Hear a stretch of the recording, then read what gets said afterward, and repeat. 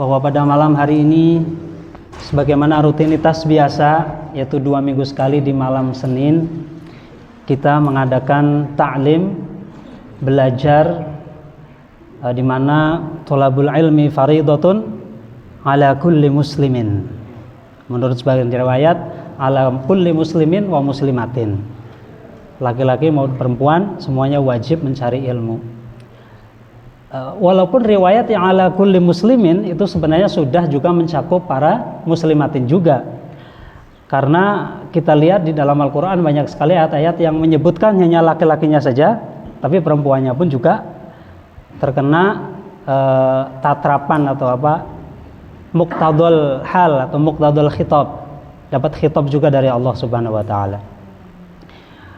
Rutinitas ini kebetulan pada malam hari ini bersamaan dengan 4 bulannya calon anak kami, ya, alhamdulillah di USG pada malam hari ini adalah malam 4 bulannya istri saya mengandung menurut USG.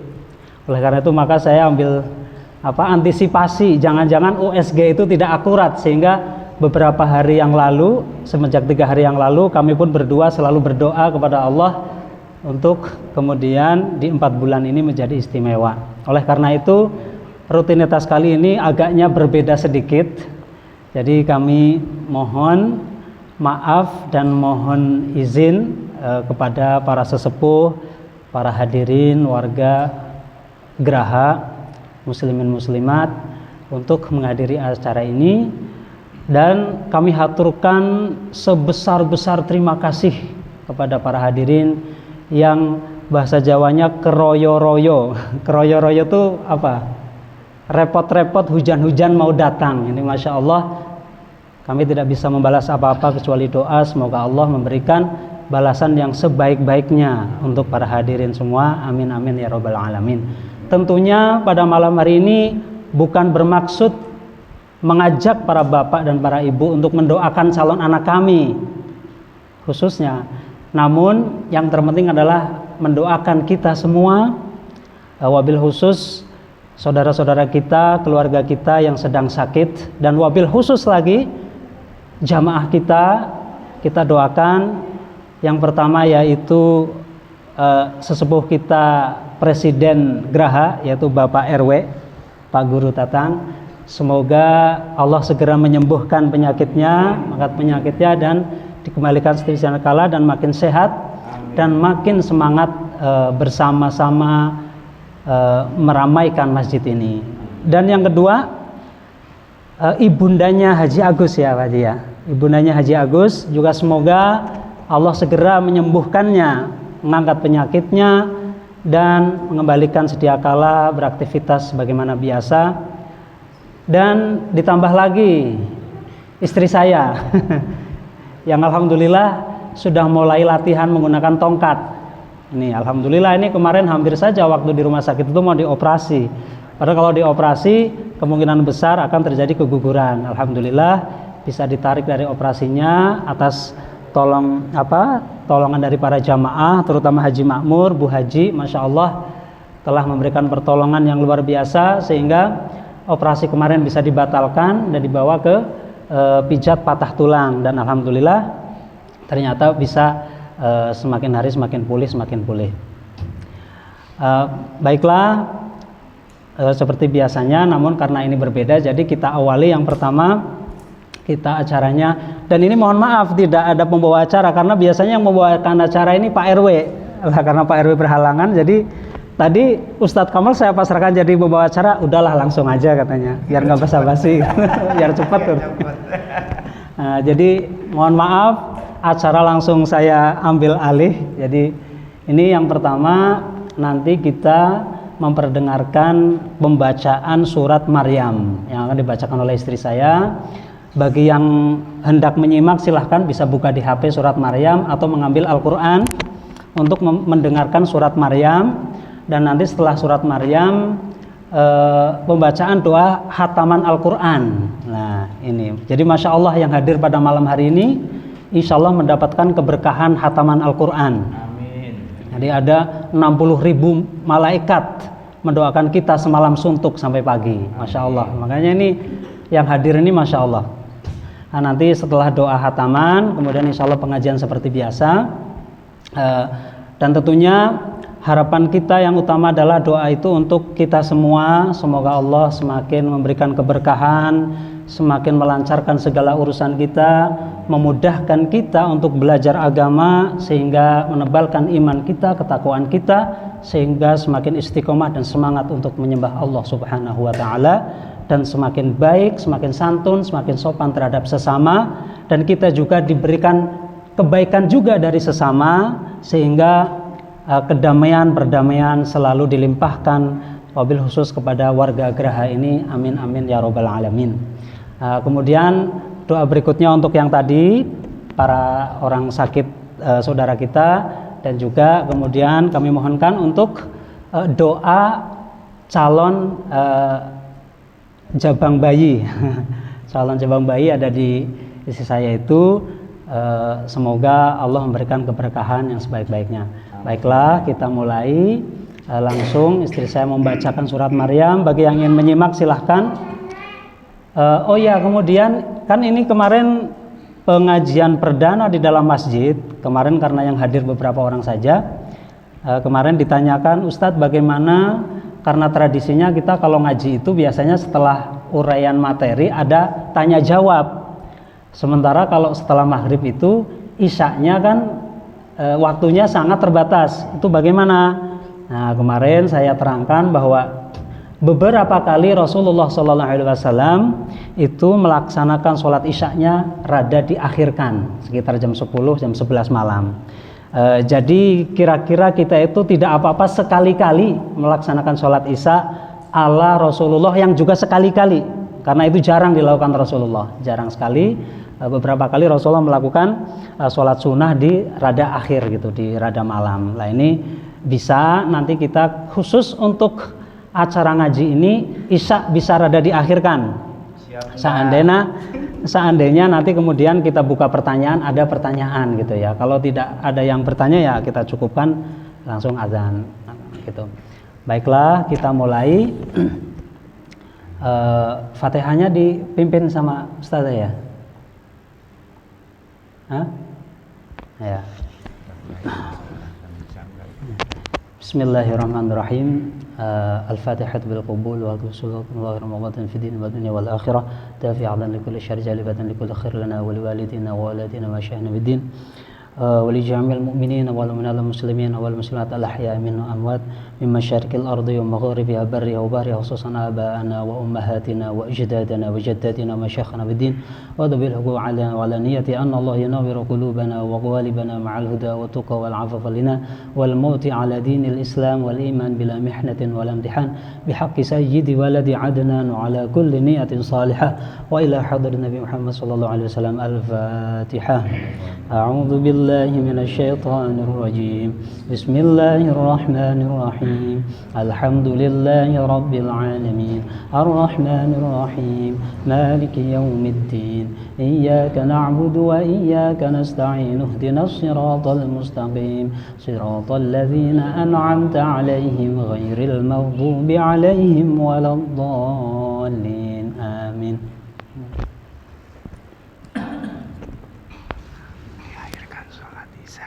Setiap pengajian bisa nggak musyawarah aja mumpung orang banyak.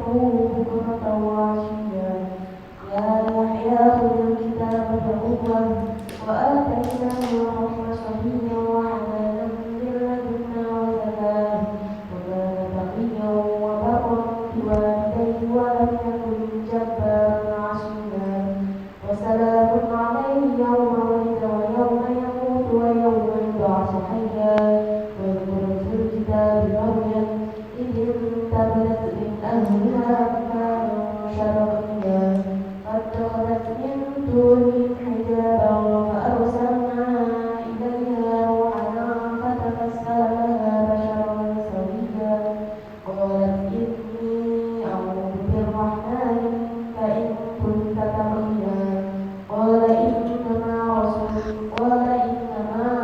أنا رسول ربك ليهب لك غلاما زكيا قالت أنى يكون لي غلام ولم يمسسني بشر ولم أك بغيا قال كذلك قال ربك هو علي هين وليجعله آية للناس ورحمة منا وكان أمرا مقضيا فحملته فانتبذت به مكانا قصيا فأجاءها المخاض إلى جذع النخلة قالت يا ليتني مت قبل هذا وكنت نسيا منسيا فناداها من تحتها ألا تحزني قد جعل ربك تحتك سريا وهزي إليك بجذع النخلة تساقط عليك رطبا جنيا فكلي واشربي وقري عينا فإما ترين من البشر أحدا فقولي إني نذرت للرحمن صوما فلن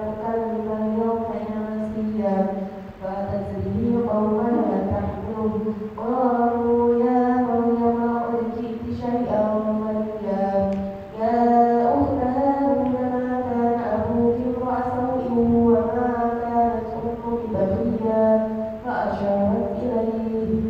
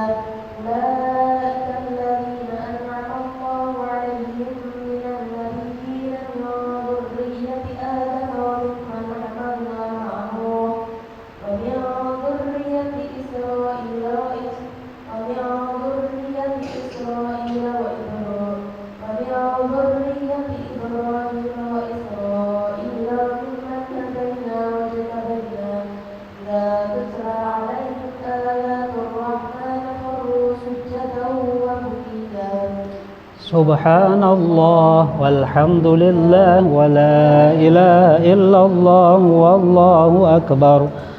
Wala haula wala quwwata illa billahil aliyyil azim.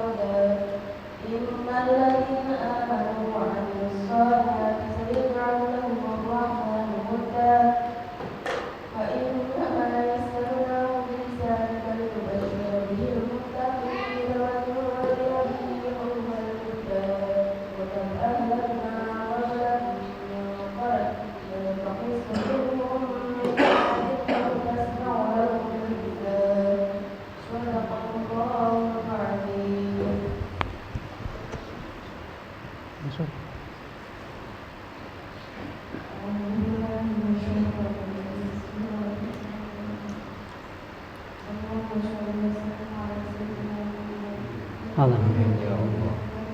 Amin. Amin.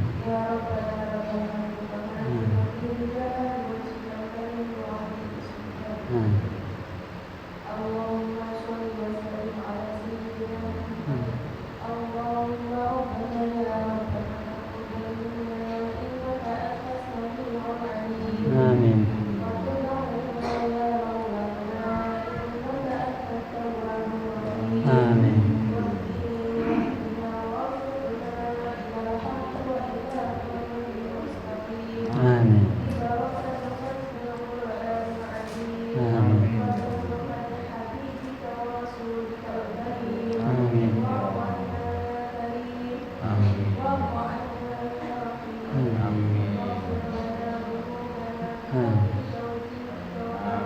Amin. Amin ya Allah. Amin. Amin. Amin. Amin. Amin. Amin. Amin. Amin.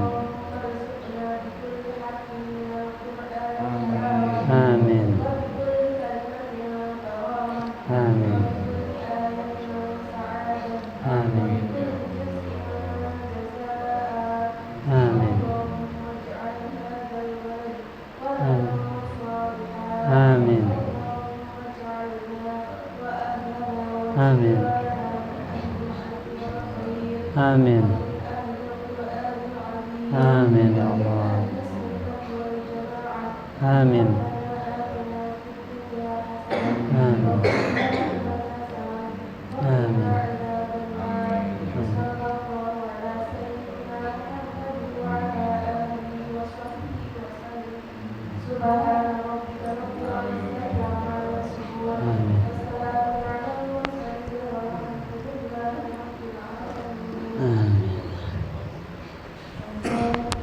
أعوذ بالله من الشيطان الرجيم بسم الله الرحمن الرحيم الحمد لله رب العالمين الرحمن الرحيم مالك يوم الدين إياك نعبد وإياك نستعين اهدنا الصراط المستقيم صراط الذين أنعمت عليهم غير المغضوب عليهم ولا الضالين آمين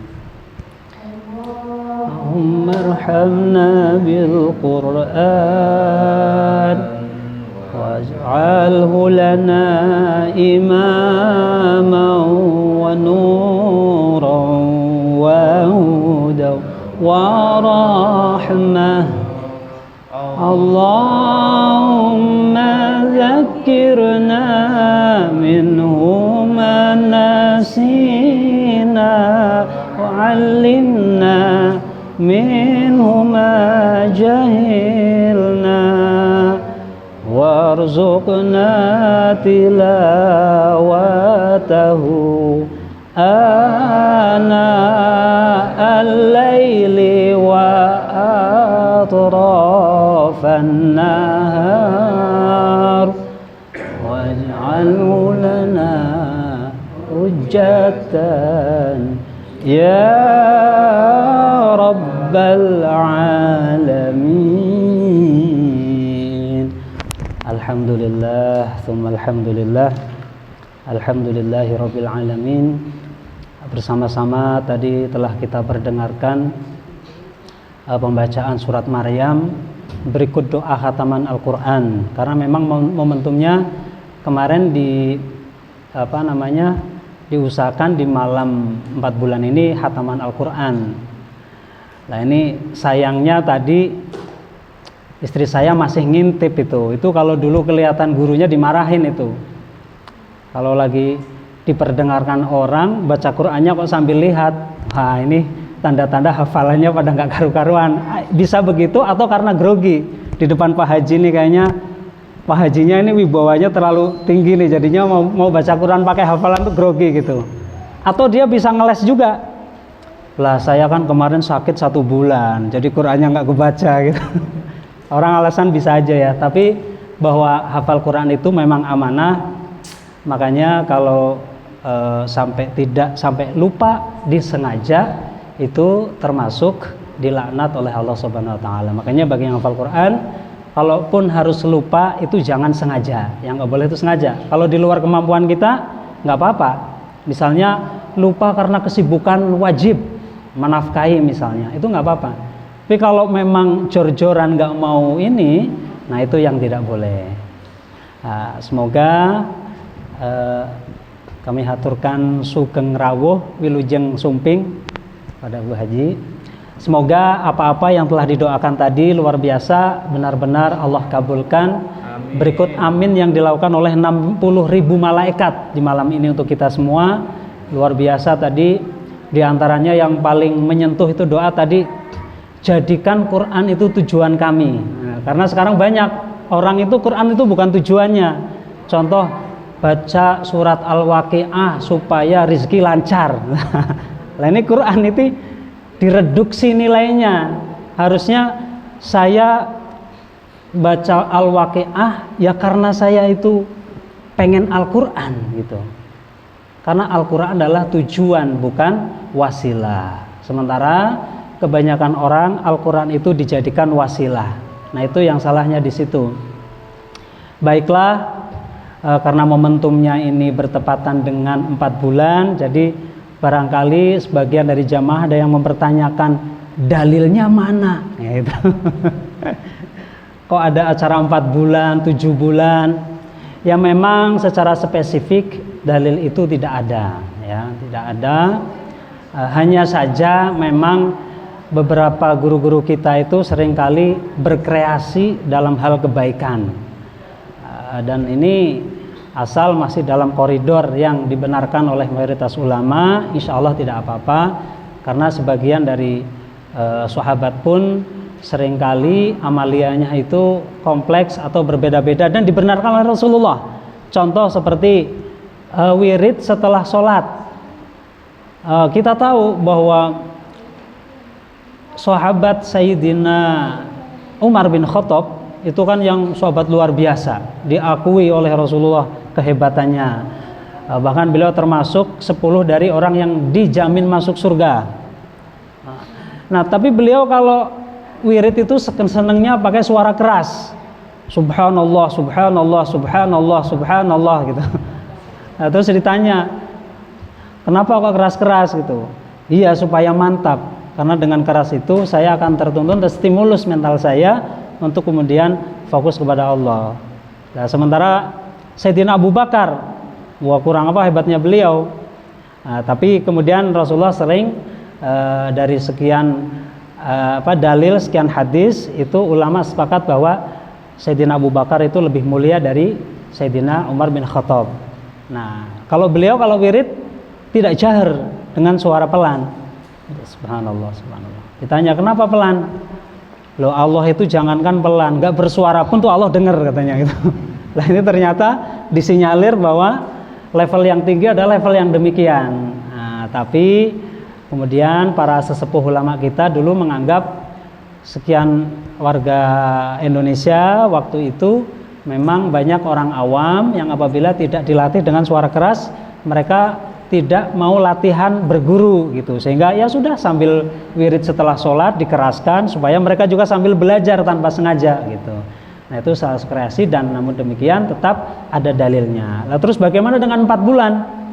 Nah ini saya malam ini 4 bulanan anak saya, nanti 7 bulan ada lagi 7 bulan. Terutama orang Jawa ini terlalu banyak ini ya ibadah-ibadah yang kreatif gitu. Nah, memang secara spesifik dalilnya tidak ada, namun ulama berijtihad bahwa hadis yang menjelaskan tentang prosesi perkembangan embrio janin itu hadisnya sahih, sangat terkenal, yaitu bahwa setiap dari kita diciptakan oleh Allah berada di perut ibu kita itu melalui 3 fase. Fase yang pertama masih berupa nutfah, yaitu sperma, kemudian proses menjadi embrio. Kemudian setelah 40 hari dia akan menjadi alaqah. Nah, alaqah biasanya diterjemah segumpal darah. Nah, padahal ternyata medis modern, ahli anatomi bahwa sebenarnya bukan segumpal darah, itu bukan darah katanya itu. Nah, ternyata masalahnya bukan segumpal darah, itu masalahnya Penerjemah orang Indonesia aja yang diterjemah segumpal darah. Alaqah ya alaqah, zigot atau semacamnya, bahwa arti awal alaqah itu dari kata-kata yang menempel itu. Jadi bukan segumpal darah, arti letterlek dari bahasa Arabnya begitu. Jadi tidak ada masalah, sehingga kalau Al-Qur'an itu disinyalir seolah-olah bertentangan dengan sains, ilmu pengetahuan, itu semata-mata sama sekali tidak bertentangan, namun ilmu pengetahuannya lah yang belum terbarukan, karena tradisi dari ilmu pengetahuan itu seringkali di counter dari pendapat yang terbaru. Seperti dulu ditemukan bahwa atom adalah materi terkecil, ternyata sekarang ditemukan bahwa di bawah atom itu masih banyak unsur-unsur yang kompleks sehingga ada yang lebih kecil dari atom, dan seterusnya, sehingga alaqah itu prosesi yang kedua. Kemudian setelah alaqah dia akan berubah menjadi 40 pertama nutfah, 40 kedua alaqah yang diterjemah segumpal darah tadi, dan yang ketiga itu menjadi janin yang sempurna, cuman masih kecil, kira-kira ukuran 10 cm atau 12 cm gitu ya. Tidak apa-apa ya, kita lanjut Pak Haji, tidak apa-apa ya. Kira-kira ukuran segitu, kemudian sempurnalah dari segi bentuk, namun waktu itu ditiupkannya ruh. Nah, ditiupkannya ruh, diutuslah malaikat oleh Allah untuk meniupkan ruh. Artinya apa? Makanya oleh ulama diartikan 4 bulan itu adalah sempurnanya ruh, kalau 7 bulan itu sempurnanya fisik. Karena kenapa sempurnanya ruh? Karena kalau kita USG, ternyata bahkan sebelum 4 bulan pun itu sudah ada detak jantung ya, sudah ada duk duk duk duk duk gitu. Makanya dikatakan sempurnanya ruh. Jadi tidak mungkin informasi yang dari Rasulullah itu bertentangan dengan sains, tidak mungkin. Nah, sehingga dikatakan bahwa di 4 bulan adalah sempurnanya ruh. Kemudian diutuslah malaikat untuk menulis 4 hal. Nah, ini yang pentingnya di sini. Kemudian kenapa ada 4 bulanan, ini adalah dalilnya di sini, yaitu Allah menuliskan melalui malaikatnya. Yang pertama adalah rizkinya. Jadi sudah ditakdirkan ketika 4 bulan itu adalah ditulis rizkinya. Nanti kamu akan bisnis travel misalnya, nanti kamu akan menjadi marbot masjid misalnya, itu sudah ada tulisan dari sana. Masya Allah, ini adalah salah satu dari 7 orang yang nanti di hari kiamat itu mendapatkan perlindungan dari Allah. Ketika orang-orang pusing ya nyari syafaat, ini gimana matahari cuma 1 kilan 1 jengkal di atas kepala. Lah ini Mang Kamal ini yang orang merdeka nanti, Masya Allah. Salah satu dari 7 orang yang di hari kiamat merdeka. Nah ini makanya marbot masjid itu seandainya tahu, semua orang berbondong-bondong pengen ngantri jadi marbot masjid tuh sebenarnya itu. Yang azan beliau, yang nyapu beliau, yang mikirin masjid beliau, Masya Allah, ahli surga udah, Masya Allah. Ini Mang Kamal ini istimewa, makanya respect ke beliau saya ini. Nanti kalau Mang Kamal udah positif gitu ya, dipanggil saya diajak ya, ayo Tat ikutan nih, dapat syafaat nih gua nih gitu ya. Nah ini semuanya sudah dituliskan. Nah, misalnya jadi apa itu rezeki. Terus yang kedua ajal, ditulislah ajal. Dipastikan boleh Pak Haji Johan mau ajalnya, mau Pak Haji Johan dulu atau Pak Haji Johan dulu, silahkan. Saya mah ngalah aja sama Pak Haji ya. Silahkan Pak Haji kalau duluan. Nah, yang jelas tidak ada patokan, mau tua, mau sehat, mau muda, mau kecil, mau besar, nah itu tidak ada patokan ajal. Yang ketiga dituliskan yang ketiga pertama tadi rezeki, yang kedua ajal, yang ketiga amal. Nah, jadi amal, makanya innallaha khalaqakum wa ma ta'malun. Jadi kita tuh, saya ini sudah ditakdir sama Allah bahwa hari ini akan duduk di sini, detik sini duduk di sini, akan berbicara di depan para hadirin. amal, semua perbuatan sampai ke tiap detik nafas kita ditulis itu waktu itu. Nah, yang keempat, ditulis bahwa kita ini akan beruntung atau tidak. Syaqiyun aw sa'idun, menjadi orang yang beruntung kemudian masuk surga atau menjadi orang yang celaka kemudian masuk neraka. Empat-empatnya ditulis. Seandainya malam ini presisi 4 bulan calon anak saya, maka malam ini ditulis itu sama Allah. Nah, oleh karena itu kemudian kreativitas menciptakan ngapati atau mupati, biasanya bahasa Jawanya itu, biasanya kalau ngapati itu di Jawa itu pakai kupat karena bertepatan bunyinya pat-pat itu ya.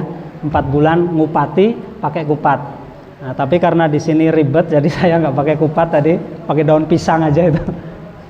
Karena semuanya sudah tersedia di belakang. Jadi saya nyari yang gratisan aja ya. Karena sama Pak Haji Mamur sudah diikhlaskan tuh Pak Ustadz, kalau mau metik itu semuanya ya udah yang gratis saja. Saya akhirnya nggak bikin kupat. Nah, ini 4 hal ini. Nah, poinnya di sini. Poinnya bahwa takdir yang 4 itu dituliskan oleh Allah di 120 hari atau 4 bulan. Itu kita harus memahami mekanisme takdir. Nah, ini takdir. Jadi kita kembali lagi ke takdir, lagi-lagi ke takdir. Kemarin Pak Haji Agus, Allah Pak Haji Agus berhalangan ya, Bu Hajinya yang itu ya. Beliau ke bundanya. Oh, masya Allah, moga cepat sembuh ya. Amin. Ini tadi kita juga sudah mendoakan semua Bu Haji, moga cepat sembuh. Ya, itu yang paling kreatif bertanya tuh Pak Haji Agus. Saya kemarin sampai kebingungan ditanya sama Pak Haji Agus itu, Ustadz, katanya setelah Fatihah itu kan disunahkan baca surat apa saja. Terus beliau bertanya, bagaimana Kak? Yang penting di dalam Al-Quran. Bagaimana kalau setelah Al-Fatihah itu baca Al-Fatihah? Kan Al-Fatihah termasuk Al-Quran. Oh iya juga nih Haji Agus nih, pinter juga bertanya itu. Nah, itu ada jawabannya, tapi itu di momen yang lain ya. Jadi, nah kita kembali lagi ke takdir. Juga Haji Agus pernah menanyakan takdir juga itu. Ini sebenarnya mekanisme takdir ini gimana sih Ustadz? Wah, ini takdir itu dulu Rasulullah bahkan sering rada marah ketika orang bertanya tentang takdir. Nah, tapi seiring dengan berjalannya waktu, ulama sering dipertanyakan tentang takdir, jawaban pun berkembang. Ahli mantek, ahli filsafat, semuanya berbicara tentang takdir. Nah, yang asik di sini Pak Quraisy Shihab menjelaskan takdir, bahwa takdir itu enaknya dipahami dari segi bahasa dulu, bahwa takdir adalah takaran. Artinya apa? Semua yang di alam semesta ini ada takarannya, ya, ada takarannya. Bahwa kalau Anda rajin, maka Anda bisa meraih kesuksesan. Bahwa kalau matahari terbitnya selalu dari timur. Bahwa Anda bangun pagi dengan positive thinking, ikut sholat subuh, kemudian zikir, maka aktivitas Anda sepanjang hari akan terasa istimewa, mental oke, jadi healing sudah terbentuk dengan sendirinya, dan seterusnya. Tatanan-tatanan yang di alam semesta ini, kalau Anda manajemennya oke, maka perusahaan Anda akan bagus. Bikin regulasi yang terbaik untuk perusahaan, maka akan gini. Tatanan-tatanan inilah yang dimaksud dengan takdir. Sehingga seringkali penjelasan agama itu mudah dicerna apabila diawali dengan arti bahasanya dulu. Secara bahasa apa takdir itu? Nah, takdir itu tatanan tadi. Nah, kenapa kemudian ini tepat ketika takdir dipahami secara bahasa? Karena begini, meskipun bahwa Allah itu sudah menentukan, bahkan kita diwajibkan beriman, ya, iman yang keenam, kita diwajibkan beriman bahwa baik dan buruk hakikatnya adalah dari Allah Subhanahu wa Ta'ala. Tanpa kita yakin akan hal itu, sudah, karena itu rukun iman, tidak ada dispensasi, tidak ada permaafan. Sudah, rukun itu udah harus, rukun Islam ya harus, rukun iman ya harus. Tanpa satu pun udah nggak jadi, gagal beragama kita. Nah, kenapa meskipun itu kita diharuskan mempercayai baik buruk dari Allah, tapi kenapa kita kok ada acara ngupati begini minta doa? Karena memang Allah memfasilitasi itu, ya. Seandainya Allah tidak memfasilitasi itu, maka Allah tidak akan berfirman dalam Al-Qur'annya, wa ma innallaha la yughayyiru ma biqaumin hatta yughayyiru ma bi anfusihim. Allah tidak akan merubah satu kaum kecuali mereka merubah dengan mereka sendiri. Dan dalam sebuah hadis yang juga sahih dan terkenal, yaitu la yaruddul qada illa du'a. Tidak ada yang bisa merubah takdir kecuali doa. Jadi doa itu bisa dirubah dengan takdir. Nah, kalau dipaham dari segi itu, dan di ayat yang lain juga ada in ahsantum in asatum falaha. Dan ada sekian ayat dan sekian hadis bahwa kita difasilitasi oleh Allah, meskipun Allah mentakdirkan sesuatu, tapi bahwa di dalam takdir itu Allah memberikan fasilitas berupa ikhtiyari, takhyiran. Makanya kalau kita pahami takdir secara bahasa tadi, maka kita kemudian seolah-olah meskipun ada takdir dari Allah, yaitu tatanan-tatanan hukum sosial maupun hukum alam ini, tatanan-tatanan itu merupakan takdir yang takhyiran, yang bisa kita raih dengan pilihan. Makanya di situ kemudian kita memahami beberapa takdir sifatnya ikhtiari dan beberapa takdir sifatnya ittirari. Ikhtiari itu contoh kayak tadi, kalau Anda mau sukses Anda rajin, kalau Anda mau teman yang baik maka Anda jujur, kalau Anda mau usahanya oke maka manajemennya yang bagus, atur keuangan yang bagus, kalau Anda mau meninggalnya baik maka ibadahlah yang banyak, selalu berpikir positif kepada Allah dan kepada sesama. Lah itu semuanya takdir itu seolah-olah ikhtiari. Kita diberi pilihan, Anda mau pilih yang celaka atau mau pilih yang beruntung. Kalau dipahami dari segi bahasa. Tapi kalau dipahami dari segi rukun iman yang keenam, baik buruk dari Allah, ulama mengatakan bahwa itu adalah semata-mata kesantunan kita kepada Allah, ya, kesantunan kita kepada Allah. Yang pertama tadi bahwa ada doruri, ada ikhtiar. Yang ikhtiar itu tadi semua disebutkan. Kalau yang doruri seperti apa? Kita terlahir dari orang tua kita. Nah, itu namanya doruri. Mau nggak mau, ya harus dari situ. Nggak bisa supaya ini ntar gua jadi wakil presiden Indonesia, gua pengen terlahir dari Bapak Jokowi. Nggak bisa. Ya, nggak bisa. Supaya jadi anak satu-satunya saya mau terlahir dari Bapak Haji Johan, nggak bisa.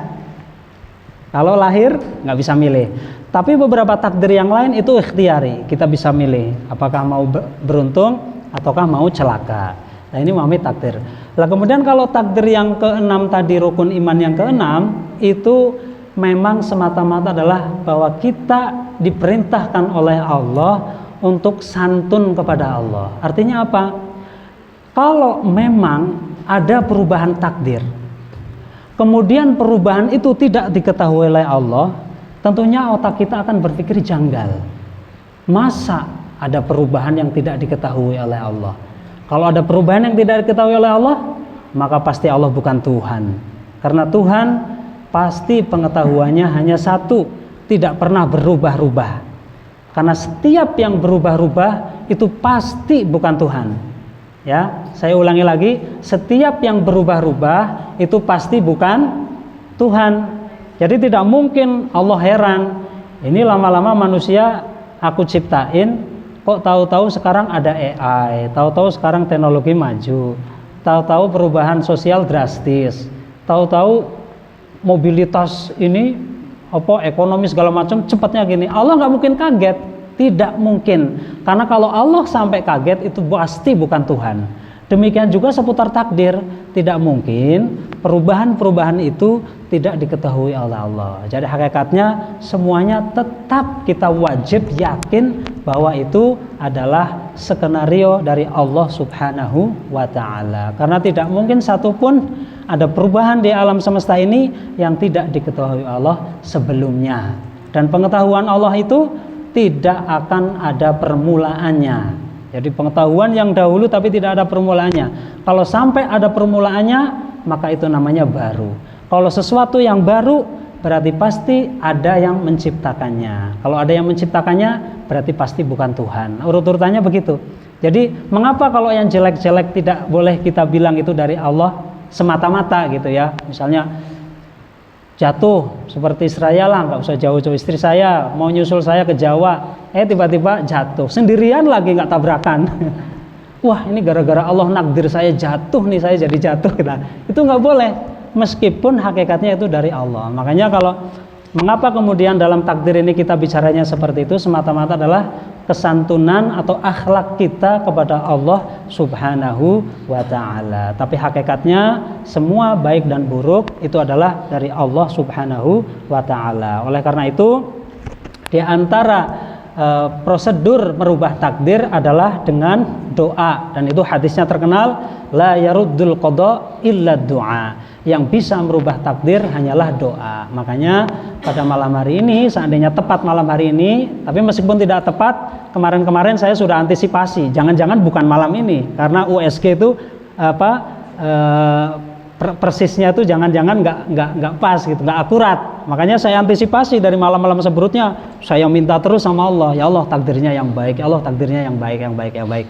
Nah itu sebagai kreativitas dari para ulama di dalam malam pencatatan dari takdir calon bayi itu, kemudian banyak-banyak berdoa supaya takdir-takdir yang 4 tadi itu ditulis oleh Allah dengan sebaik-baiknya kemaslahatan bagi diri bayi, bagi keluarganya, syukur-syukur bagi nusa bangsa dan agama. Dan semoga doa kita pada malam hari ini dikabul oleh Allah Subhanahu wa taala.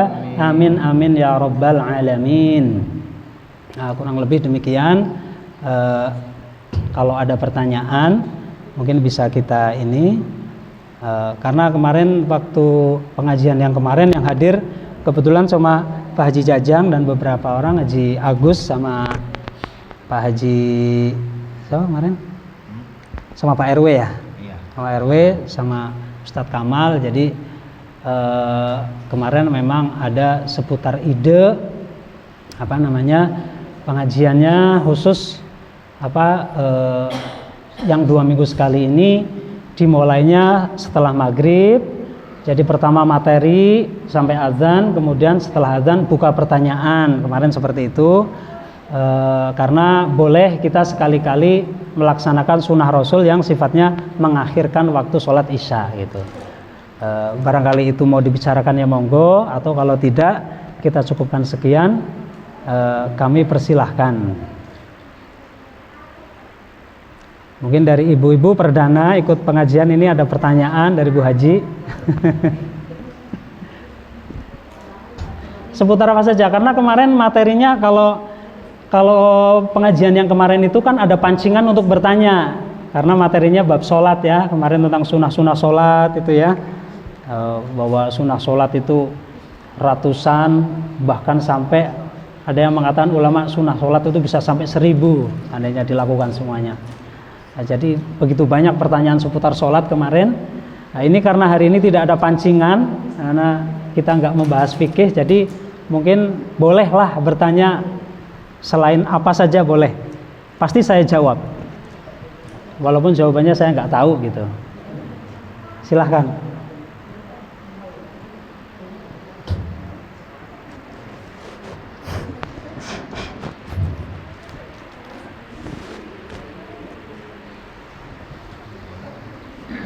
Boleh. Kalau kita makmum masbuk gitu, Ya. jadi telat kan, ketika kalau kita telat di makmum masbuk itu, ketika imam sudah tahiyat itu kan bacaan tahiyatnya sampai full. Apakah dan posisinya akhir-akhir, sedangkan kalau makmum masbuk itu apakah harus mengikuti imam yang posisi duduknya seperti akhir-akhir dan bacaannya juga sama dengan akhir-akhir, atau cuma cukup sampai yang salawat kepada Nabi? Oh iya iya. Ada pertanyaan, seandainya makmum masbuk itu makmum yang tertinggal ya. Nah, di geraha ini ada keajaiban namanya imam masbuk, yaitu ketika Pak RT ketinggalan sholat, maka namanya imam masbuk. Jadi hanya satu-satunya di dunia imam masbuk itu di geraha. Masbuk dalam keadaan imam sudah at-tahiyat akhir. Bagaimana, apa yang mesti dilakukan seorang makmum? Maka makmum segeralah mengikuti imam ya, karena seorang makmum itu, jangankan makmum yang masbuk itu, masbuk itu masih tergolong makmum standar, makmum yang benar-benar makmum. Bahkan makmum yang nggak masbuk, misalnya mufarokoh. Nah, ini mufarokoh pernah dibahas ya. Mufarokoh itu memisahkan diri dari jamaah. Bahkan orang yang mufarokoh pun dianjurkan mengikuti imamnya, karena supaya tidak terjadi fitnah. Misalnya kita makmum kepada seseorang, tapi kita yakin bahwa imamnya ini sholatnya tidak sah, maka kita diharuskan mufarokoh. Ya Allah, saya niat memisahkan diri dari imam, karena menurut saya imam sholatnya tidak sah. Itu boleh. Tapi supaya tidak terjadi fitnah, maka jangan ketika mufarokoh terus gerakannya sendiri, kecuali ayah pangabutuh. Misalnya mufarokoh karena anaknya nangis, boleh. Dia langsung misahkan diri, sholatnya dicepetin, langsung pulang, boleh. Tapi kalau mufarokohnya karena misalnya menganggap imamnya nggak sah, maka sebaiknya tetap ikuti gerakan imam, ya, ikuti gerakan imam sampai selesai, kemudian ini. Tapi sholatnya sudah misah. Nah, ini pertanyaannya, bagaimana ketika imamnya sudah dalam keadaan tahiyat akhir? Apakah dia mengikuti bacaan sampai tidak? Seorang makmum yang sudah mengikuti imam sudah tahiyat, maka dia tetap langsung mengikuti tahiyat duduk begitu. Allahu Akbar, langsung Allahu Akbar ke bawah. Takbirnya 2 kali. Yang pertama takbiratul ihram, yang kedua takbir mengikuti imam. Tapi yang kedua sunnah. Tidak takbir 2 kali pun nggak apa-apa. Allahu Akbar langsung ke bawah boleh. Tapi kalau mau ke bawahnya takbir lagi juga sunnah, ya, itu hukumnya sunnah takbir yang kedua. Mengikuti ke bawah, kemudian seandainya ingin mengikuti tahiyat, bacaan tahiyat, maka hanya sampai Allahumma sholli ala Muhammad, karena dianggap tahiyat pertama. Karena menurut mayoritas ulama, tahiyat pertama itu hanya sampai Allahumma sholli ala Muhammad atau Allahumma sholli ala Sayyidina Muhammad. Yang tidak sah adalah Allahumma sholli ala tanpa Sayyidina Muhammad, itu nggak sah pasti ya, karena ada bahasa Indonesia di dalam sholat itu nggak boleh ya. Nah, itu sampai situ menurut mayoritas ulama sunnahnya hanya sampai situ. Bahkan ada yang mengatakan makruh ketika ditambahi wa ala ali Muhammad, apalagi ditambahi Allahumma inni a'udzubika min syarri, itu tambah. Nah, jadi cukup sampai Allahumma sholli ala Muhammad, tunggu imam salam. Setelah imam salam langsung berdiri. Ini mau masbuk. Ada pertanyaan lain? Nah, posisi duduknya tidak mengikuti imam. Posisi duduknya pakai duduk iftirashi, ya. Duduk tawaruk apa iftirashi? Dek? Tawaruk apa iftirashi? Tawaruk, maaf, tawaruk. Nah, tawaruk itu seperti ini ya, tawaruk ya. Tawaruk itu seperti ini, tawaruk. Jadi kaki kiri didudukin, pantat, kaki yang satunya mancat begini. Ini tawaruk. Kalau iftirashi begini, iftirashi. Nah, maka makmum masbuk sunnahnya itu tawaruk, sunnahnya begini. Walaupun imamnya iftirash. Tuh. Nah, tapi duduk iftirash itu, duduk yang miring tadi itu sunnah ya, itu sunnah. Jadi kalau ada orang yang duduknya nggak miring tetap sah, itu sunnah hukumnya. Makanya kesunahan di dalam sholat itu banyak sekali, kemarin kita sebutkan di kitab ini hanya ada ratusan, hanya sekitar 200-an, padahal sebenarnya di atas 500 sunnah-sunnah sholat, itu sangat banyak sekali. Ya seperti itu. Ada pertanyaan lain?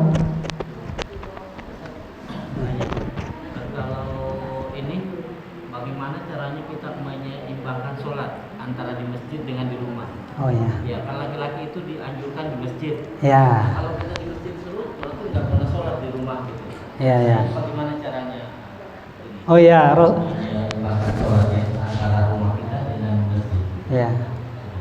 Ya, ada pertanyaan bagaimana mengimbangkan sholat ini. Bagus, beliau sudah punya feeling. Jadi kadang-kadang orang itu ya, makanya disebut Islam itu amar ma'ruf nahi mungkar. Ma'ruf itu kebaikan dengan kata-kata ma'ruf. Ya seperti tadi, memahami agama yang paling enak tuh pahami dulu secara bahasa letterleknya. Ma'ruf itu sesuatu yang dikenal. Artinya apa? Segala kebaikan itu sesuatu yang dikenal. Insting. Nah, kadang-kadang orang belajar agama itu sudah insting, udah benar, hanya nggak tahu dalilnya. Ini beliau punya insting. Bagaimana rumah saya biar seimbang sholatnya kalau saya di masjid terus bagaimana hak rumah saya ingin mendapatkan sholat. Nah, memang Rasulullah sangat menganjurkan. Kemudian beliau bertanya seputar kalau perempuan bagaimana gitu ya, menyeimbangkan ini. Memang Rasulullah pernah bersabda, janganlah jadikan rumahmu seperti kuburan. Rumahmu juga dipakai untuk ibadah, sholatlah di situ. Oleh karena itu Rasulullah sering melatih kita kalau melakukan sholat qobliyah ba'diyah itu seringnya di rumah.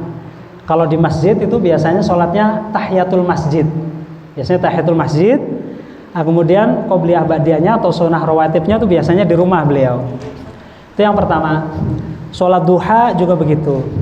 Dan mayoritas sholat sunnah itu sunnahnya dilakukan di rumah, kecuali beberapa sholat itu sangat dianjurkan di masjid dan pahalanya sangat besar meskipun sholat sunnah, yaitu sholat Idul Fitri dan Idul Adha. Itu sunnahnya sangat disunahkan di masjid dan pahalanya sangat besar sekali. Jadi jangan memarahi orang yang nggak pernah sholat wajib pas sholat id ikut, jangan dimarahi. Siapa tahu nanti dengan dia mengikuti sholat id itu akan mendapatkan barokah dan hidayah sehingga mau sholat 5 waktu. Nah, itu memang seperti itu, benar dianjurkan kita banyak-banyak sholat sunnah di rumah supaya rumah juga tidak menjadi kuburan, kata Rasulullah. Kemudian perempuan itu memang banyak sekali hadis yang menerangkan bahwa sebaik-baik sholat perempuan itu di rumah ya. Dan di rumah itu lebih baiknya lagi adalah di kamar, itu kata Rasulullah.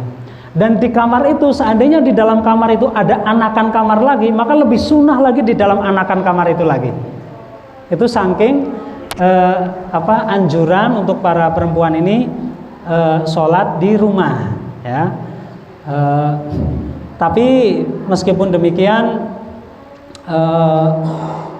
seandainya syiar itu kemudian hanya satu-satunya cara itu dengan di masjid, ya tidak apa-apa.